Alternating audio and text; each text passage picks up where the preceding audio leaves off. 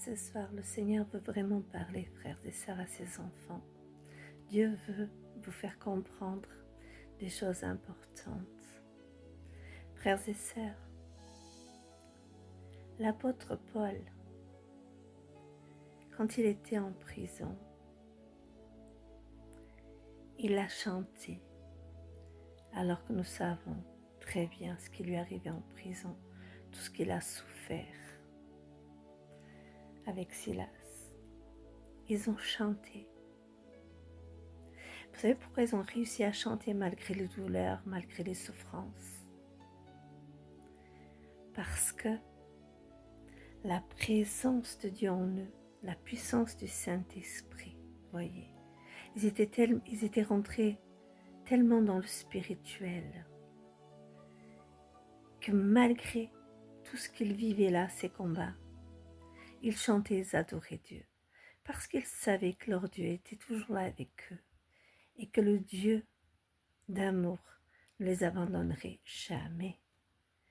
Et en ce moment-là, vous voyez, quand ils sont mis à chanter, ils ont été remplis de l'onction du Saint-Esprit qui a pris toute la place. Je pense qu'à ce moment-là, ils ne sentaient ni les douleurs, ils ne sentaient plus de peur, plus d'inquiétude, quoi que ce soit. Vous savez pourquoi? Parce que ils venaient de se libérer de toutes les chaînes des peurs, de toutes les chaînes d'inquiétude, quelle qu'elle soit. Ils ont simplement adoré Dieu.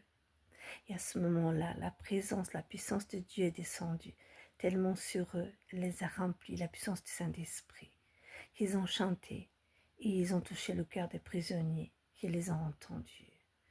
Et là, les chaînes tombent, les portes des prisons se sont ouvertes.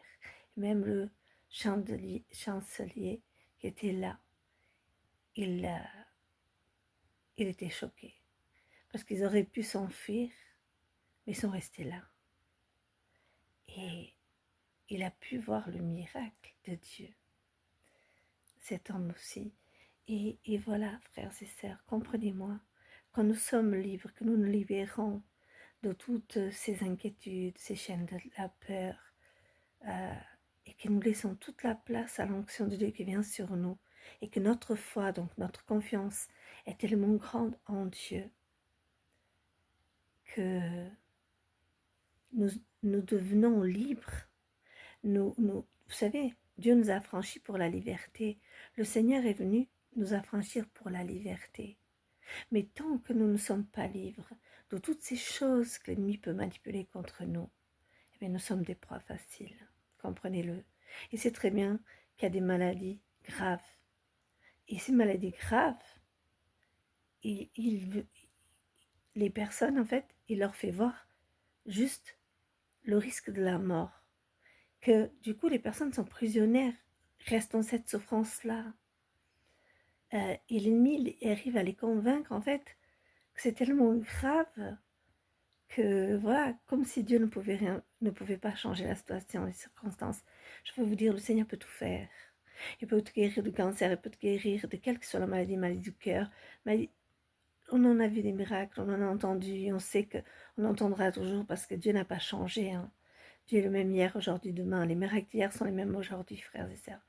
C'est la dimension de la foi, vous voyez. Quand vous regardez l'apôtre Paul, quand vous regardez David, persécuté par Saül, mais malgré qu'il fuyait, bon, je vais vous dire, il n'avait même pas besoin de fuir parce que c'était Dieu qui le gardait. Il était bien gardé, mais bon, peu importe. Mais il a gardé la foi. Job, malgré tout ce qu'il a vécu, il a gardé la foi. Et c'est là où il a pu voir des grands miracles, Job aussi. Vous voyez? Parce que l'ennemi s'attaque à nous avec ce que nous avons de plus cher. Mais quand il voit qu'il ne peut plus servir de rien pour nous éloigner de Dieu, il s'en va. La foi résiste à l'ennemi. Le Seigneur disait résistez à l'ennemi, il fuira loin de vous. Comprenez ces versets.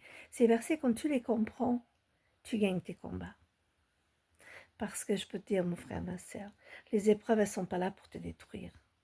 Elles sont là pour te faire grandir. elles sont là pour ramener à l'existence ce qui n'existe pas encore. Tu vois, mon frère, ma sœur. Elle est une ferme assurance, la foi, des choses qu'on ne voit pas, des choses qu'on espère et qu'on ne voit pas. Alors, mon frère, ma sœur, la Bible, elle est riche en enseignements, elle est riche en miracles, mais le miracle commence par nous-mêmes.